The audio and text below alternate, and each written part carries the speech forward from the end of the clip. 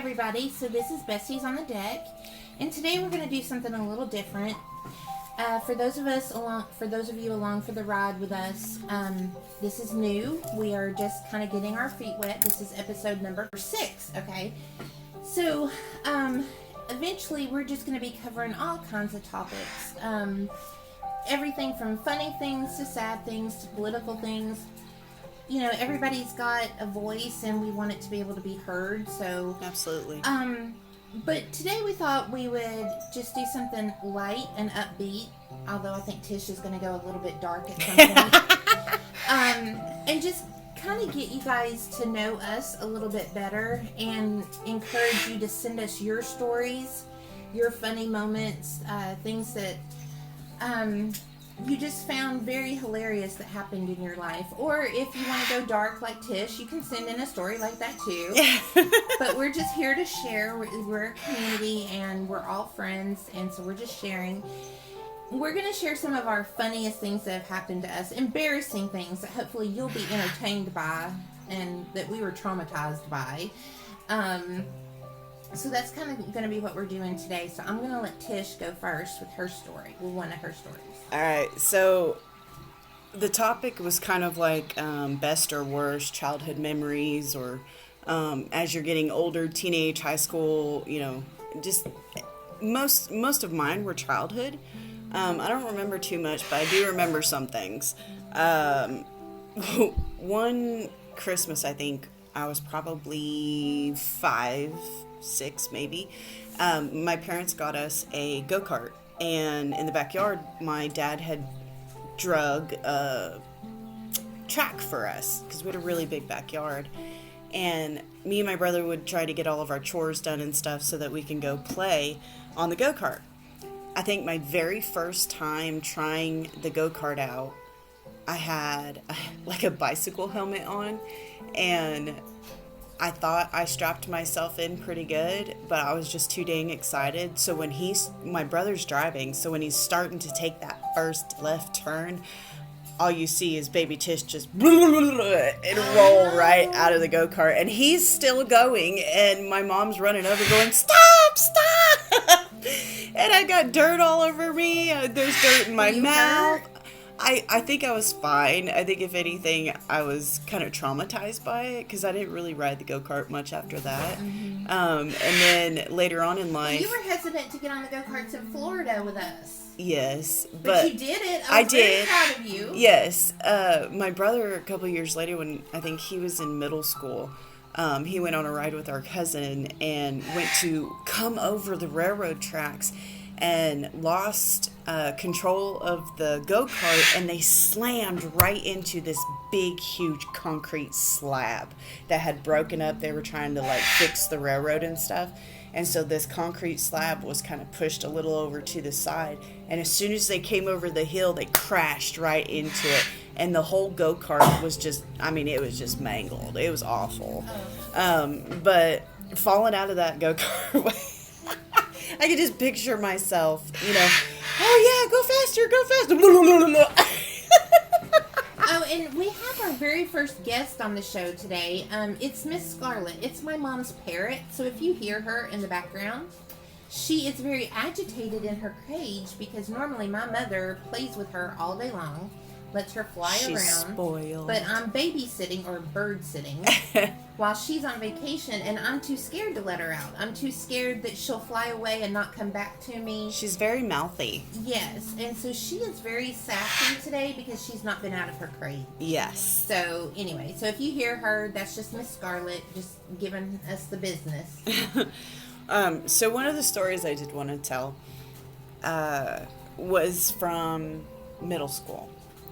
And we had a sleepover at my friend's house for her birthday. There's probably 1, 2, 3, 4, 5. There's 6 of us, 6 or 7 of us. Okay, so back in like the 90s, way back in ancient times. Yeah, way back in the day. We used to do all kinds of stupid stuff growing up. You know, play, like I said before, Truth Dare, Double Dare, Promise to Repeat, Fireball Dare, Electric Chair. We did light as a feather, stiff as a board. We played with Ouija boards. I mean, we were just naive. Well, that night... demonic girl. Oh, my gosh. It wasn't me. But that night, one of the girls brought out a Ouija board. I had never seen one before. I'd never played with one. And I took it all as a joke. You know, at that age, I didn't really take anything serious. But I think that was a turning point for me after experiencing what happened when we played with it. It was real late at night, and we were all on my friend's bed, and they pull out the Ouija board, and they're like, who should we try to contact? And I was a smart ass. That's exactly what I said. I was a smart ass. I was like, well, why don't we talk to the king, see if, Elvis Presley will respond. And so we did. He was busy at Burger King. Right. We did. And the thing moved, but I honestly think it was the girls messing with it. I don't honestly think it actually did anything. I'm telling you, those things are demonic. It yes. may have been. And so we got a little bored with the board, and we kind of did one of those from the movie The Craft. Have you ever seen that? Nope, never seen it. Okay, I'm so not a horror movie yes, fan. it is. It's about 4 witches, and they were looking for a third to complete their circle. And it would be fire, earth, air, and water. So they would contact north, south, east, and west for whatever god that they were trying to summon. And the main girl, who's, I can't remember her name, but she's like the crazy chick in, oh gosh, what's that Adam Sandler movie? Waterboy. Oh, yeah. She's holding up the sign, do you want me to kill him? So she was crazy in The Craft too, and she was so power hungry. She wanted all the power from Menon, or whatever they called him. And so she was invoking everything to gain part of his power, which also kind of reminded me of God and Lucifer. Like he got so prideful with how beautiful he was, and he wanted to be, like God and have those powers and everything else, and that's what she was wanting. Well, in the movie, they played light as a feather, stiff as a board, and you have someone lay down, and you have people on each side of them, and then one at their head, and you put 2 fingers underneath their body real gently, and then you sit there and you kept repeating that phrase like a chant. Well, again, I thought we were screwing around, nothing really happened. Well, then one of our friends was like, well, I know of this other game, can we do the ABCs? And I'm like, what are you talking about? Like, explain it. So she explains it. This is how it goes. Same way. Person lays down, and people are behind her or around her, and one person stands at the light switch. Well, you've got one person sitting at the head of someone, and they're rubbing that person's temples in a circular motion, while the person laying down is repeating their ABCs slowly. Well, the thing is it's supposed to cause some sort of trance-like, some weird thing. And she's sitting there doing it, and we're all kind of giggling and not really paying attention, and we realized she missed a letter, and we were just kind of laughing and stuff. And then her friend, the one that was sitting by her head, she goes, oh, she messed up. So we flicked the lights on and off to get her to snap out of it. I tell you, no joke, I swear on my life. My best friend, who was laying on the floor, instantly stood up and started screaming bloody murder. She had no idea who any of us were. She went and ran underneath the table and hid because she didn't know who she was. And it went like this for like a couple of weeks. And she didn't go to school for like a week or two. She didn't know her sister, and her sister were like best friends. Oh my God. It was terrifying. You, that stuff is demonic. Yes. So ever since then, I don't mess with Ouija boards. I don't play those stupid games. I don't let my children look at that stuff. Like, any which way that something demonic can reach out and attach itself, they're going to do it. They'll use objects. They'll use people, they'll use all kinds of things, and that absolutely shook me to the core when I was younger, and I was like, nope, I ain't doing it. Okay, so mine's not demonic because I'm not crazy like Tish. So, I have lots of memories, and I was very fortunate to have a great childhood, so I do have a lot of great memories. But there was this one that happened about 6 years ago, I think it was. So, as part of my business, I get a lot of free stuff from my customers, right? And so I had this sweet little old couple that I was working for, and she unfortunately passed away. Yeah. But it was peaceful. It was in her sleep. That's how I want to go. So I want to be raptured. But so anyway, so the older gentleman, it took him forever before he would pack up her stuff. Like, he grieved for a couple of years. Oh, man. And then slowly he had me help him bag up her stuff, box it up, donate it, things like that. Well, so he knew I had 2 daughters, and so he gave me a big box full of Avon. This woman had everything Avon ever made, okay? Oh, my gosh. So it had Avon makeup, hair care, skin care, toys, bath items. I mean, it was just a full box of stuff, right? Yeah. And so I'm going through it, and there's this brand new pack of individual towelettes. And I'm like, well, every mom and grandmother needs these in her car. I mean, you're constantly spilling stuff or whatever. Yeah. So anyway, so I leave them in my car. Well, about a month later, I'm at a job site, and I'm working on it, and I realize, oh my gosh, I have a doctor's appointment this afternoon. I don't have time to go home and shower and change. And I was like, ooh, I have all these towelettes. I'll just freshen up, right? So I'm in my car driving to the doctor, and at every red light, I'm opening packs, and I'm like laying them out on my leg, getting them ready. And so I take them, and I'm like wiping under my arms as I'm driving. I'm wiping my face.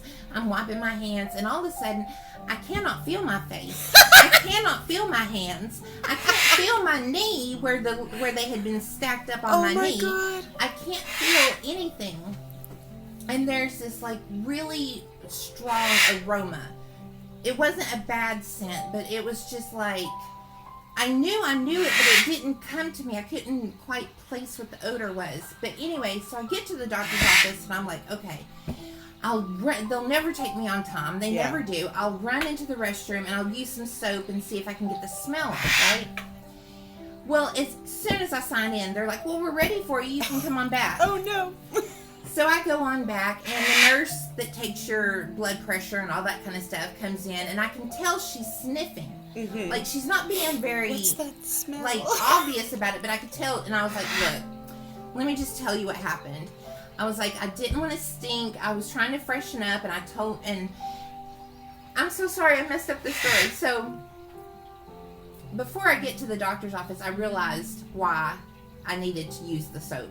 So I'm looking at the bag, and they were insect repellent towelettes. Oh no. So I had not been cleaning myself up. I was basically just deterring Making sure any kind of the bug that was skeeters going to didn't get on me. And so it was bug repellent smell. That was the smell. And then once I realized, I was like, oh my gosh, okay. So she tells the doctor.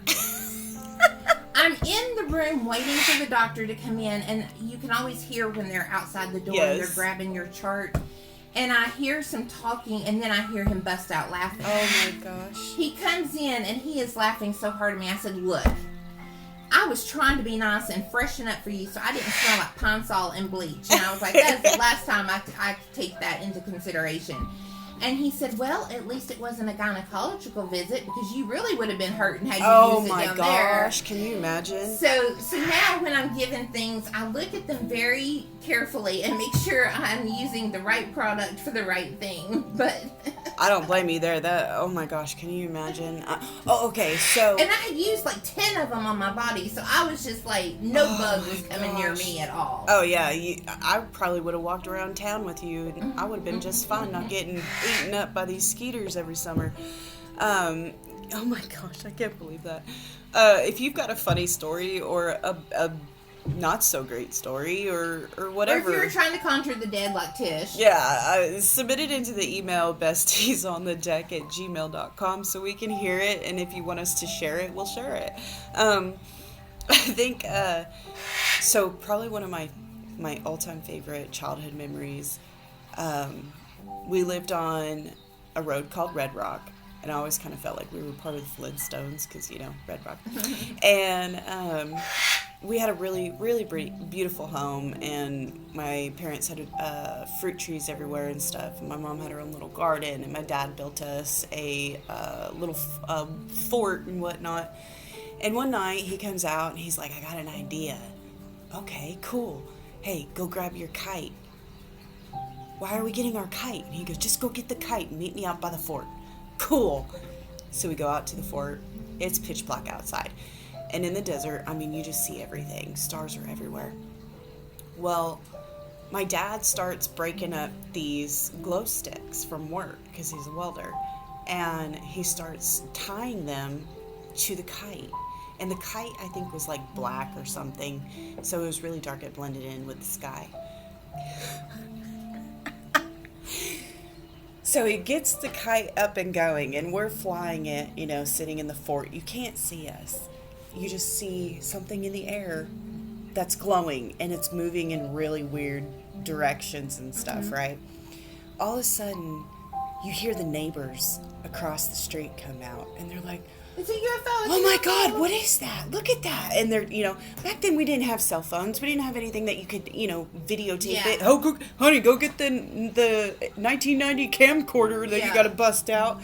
And so we're out there just laughing because the whole dang neighborhood thinks we got a UFO sighting. And we're just absolutely digging it. And it was so much fun. And then, we go to school a couple of days later, and my neighbor, he's like, did you guys see that UFO the other night? It was right over your house. Did you see it? And I was like, no, I was inside watching cartoons. But that was probably one of my all-time favorite memories, was the prank that my dad pulled with the glow sticks. It was it really did look like a UFO for sure. Well, so my mom and dad used to take me and my sister up to different points up on the ridge, and where we live, well, not currently, but where we grew up, there was an area we called the Ridge Cut. Yeah. And up on the ridge were these old houses, back from the Civil War and everything, and there was all these monuments, these cannons and different monuments that had built because of battles that had took place around that area. Yeah. So we would go up to the monuments and stuff, and we would read the plaques, and we'd have a picnic and stuff like that. Well, every time we would go, we would always look to see if anybody left any money on the ground, because people get stuff out of their pockets, grabbing their cameras and stuff like that. And I found $5 one time. I found a $5 bill. And so the next time we were up at that particular area, me and my sister were looking around because I was convinced I was going to find some more money, right? And so, sure enough, I found a $10 bill, and I ran up to my dad, and I was so excited, and I was like, Daddy, look what I found, and he was like, that's a $10 bill. I'm like, I know, I found $10, and without realizing it, he said, that was supposed to be a $1 bill, and I'm like, what do you mean? And he had been dropping the money for us to find, and he accidentally dropped a 10 instead of a 1. But he couldn't tell me, and so he caught himself, and I didn't realize till years later when he told me. Oh my gosh, that's so sweet. But he was tickled for me, but he's thinking, man, I meant to only drop $1, and he dropped a 10. Goodness. And that was back in the day. That was a lot of money. Yeah. And we were always looking for free things to do because my parents loved to spend time with us and do things, but it was always stuff outside, going hiking or something like that, stuff because that didn't cost it was money free. to do. Absolutely. But and then, oh my gosh, this is so funny. So my grandfather, my dad's dad, so every time me and my sister would go visit them, he would give us each $1. Yeah. Okay. Now, so Papa Baxter was getting really up there in age, right? So his eyesight wasn't very good. Yeah. And I want to say I was 9 or 10, because I was old enough to know what money, how valuable each denomination was, and stuff like that. I had been learning about money. So, he goes to give us our dollars. He gives my sister her $1, He hands me mine. I don't look at it, right? I take it, I give him a hug and a kiss, and we tell him bye. Yeah. Well, we get in the car, and I go to put mine in my little unicorn backpack, and it's $100 bill. Oh my goodness. And I screamed. I was like, oh my gosh, I'm the favorite. He gave me $100. And my mom was like, what? And of course I had to give it back because that was their bill money, you know? But I got so excited there for a second, and I was like, if I had just kept my mouth shut. Oh, man. But no, I would not have wanted to do that to my papa. But still, it was just like, so then my grandmother started handing out the dollars because she was like, Carvel, your eyesight's getting too bad. You can't do that mess anymore. So then it was just dollars again after that. So. Oh, I think those were probably some of my favorite childhood memories with my grandparents, just because I spent a lot of time with them growing up. And my grandparents lived in one house, but on the same property, my grandma's mother, so my great grandmother, was living in a trailer on the same property.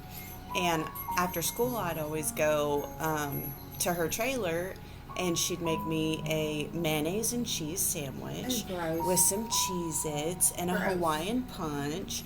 And when I got done, I could play on the accordion or the organ, and she'd record me. There's a recording. I have one tape my mom sent me that she's held on to for, over 30 years. And it's of me playing the piano at my Grandma Vivian's house. And I remember she had the cutest little wiener dog. His name was Oscar.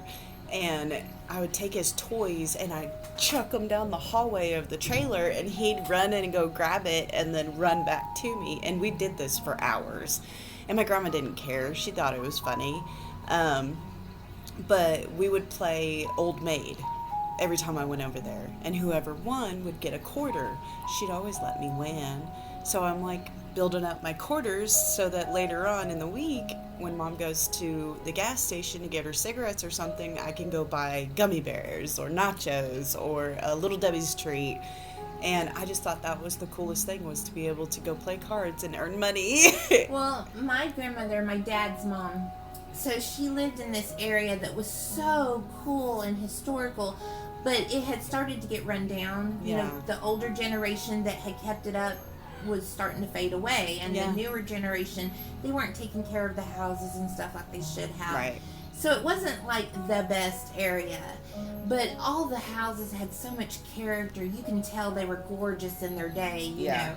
Well, we used to sit out on her porch on the swing, and she had a police scanner, and that was the absolute most fun thing to do, was sit with her and listen to the police scanner and listen to all the craziness that was going on. Yeah. Well, most of it was happening on her street. Oh, gosh. And so she'd be like, oh, that's that neighbor that's over there in the yellow house. Oh, that's that neighbor over there in the blue house. Oh, my gosh. And so, like, we would see things happen, too. Like, we would see the cops, go down the street, because it was usually domestic disturbance or something like that. I mean, it's not like people were getting murdered or anything. Right. But it was so cool because it was better than watching reality TV, because it was happening in real time, and we could just watch and just see everything going on.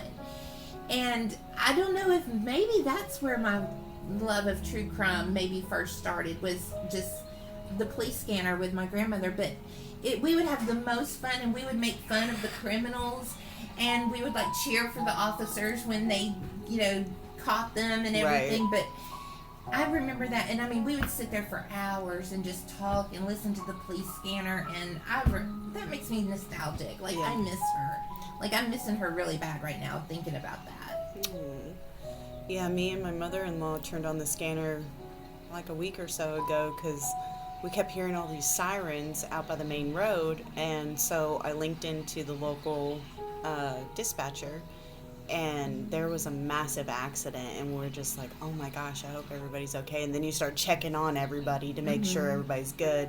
And then, call my husband, hey, make sure you don't take this way. There's a big accident. Be careful. And it's crazy. Some of the stuff that you hear on the scanner, it's sad to hear a lot of the stuff that you listen to. I didn't know you could do that. I didn't know you could listen to a scanner anymore. Like, I thought... Yeah, I've got an app for... There's an app for that. There's an app for that. But anyway, yeah, so those were some of our best childhood memories or adult memories. And Oh, wait. I have one more. Do we have time to tell one more? sure. Okay, so this is so not a childhood memory, but this was just, oh my gosh. Okay. So first of all, I have the best husband in the whole wide world. Okay, y'all. So when He is a sweetheart, y'all. When I tell y'all this story, you cannot judge him by his reaction to what happened, okay? Because you really have to put yourself in his shoes. He handled it like a pro. Oh, gosh. So we had just gotten married. We hadn't been married 3 years. So we were really young into our marriage. And so it was our first trip, just me and him. And we were going out to Oklahoma. Well, you had to go west to get out there. Right. We have a great time. We're out there for a week. We have good food, good friends. I shot my first shotgun. Oh, It was a great trip. Well, we decided to head back at night so we could get most of the driving done at night when there was less traffic. It just made sense. Well, there was this little carnival on the side of the road, a traveling carnival, and we stopped at it because we thought, oh, that'd be fun, and so we had to get off the freeway to get to it. So afterwards we get on the freeway, and I had west on the brain because we took west to get out there. So I took us on west, and this is before GPS. Oh, no. This is when we had paper maps. MapQuest. And I would get car sick reading the map, so I could only glance at it briefly. So, but I was like, all we have to do is get on the freeway, and it's a straight shot for several hours before we have to make a different, right, like some sort of different avenue. So it's nighttime. What am I going to do? I'm not driving. I curl up. I go to sleep, right? Well, this is back when you had cassette players. Yeah. So Michael, my husband, was listening to cassettes and stuff. Well, we're about 7 hours into this trip, and he goes to switch out cassettes and hears, "You're listening to California's #1 country music radio station."